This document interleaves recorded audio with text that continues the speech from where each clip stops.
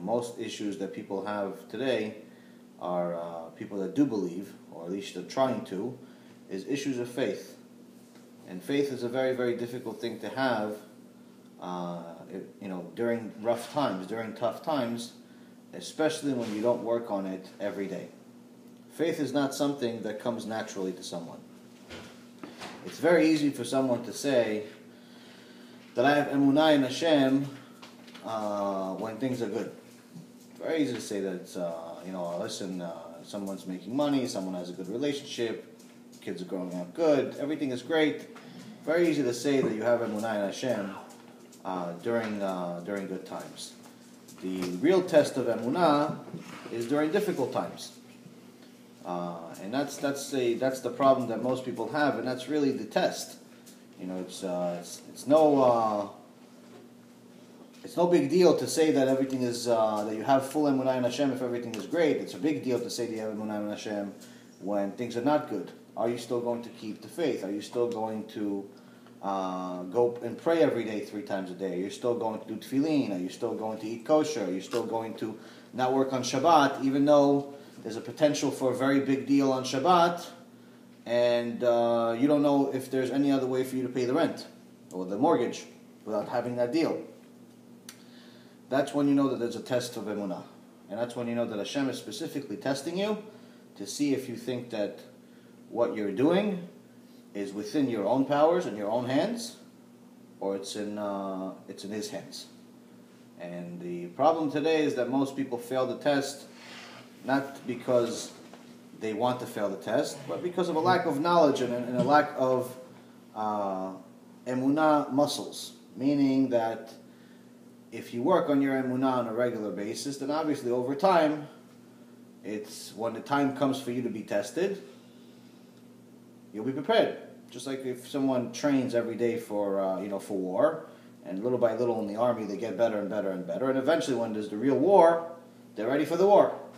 But someone that's just sitting in the back, and hiding from it, maybe he's only training once a week, and then eventually the war comes. It's usually that person that gets hurt the most. It's usually that person that runs away from battle.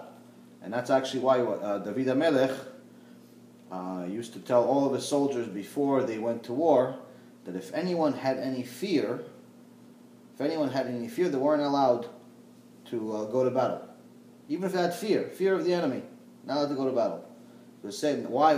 It's not that he's worried about that particular person having fear. In today's age, people would say, no, do like what any football coach would do. Just encourage the guy and tell him, listen, don't worry, everything's going to be fine.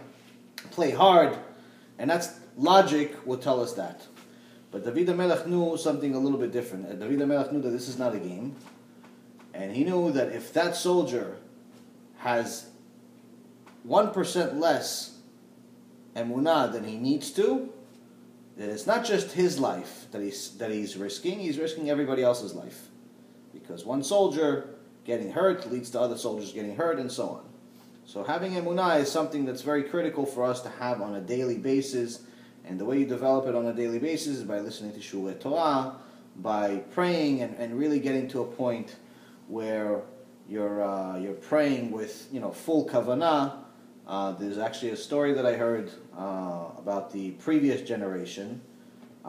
Something really amazing. I mean, it's mamash alvai aleinu. It's just really, I wish for something like that to happen to us on a regular basis. There was one time, there was this one righteous guy who was telling a story about his grandfather, and he says, my grandfather, when he was alive, we would have to change his siddur every three months. 3 months. What are you changing the siddur? What? Siddur gets ripped every 3 months. What's wrong with the siddur every 3 months?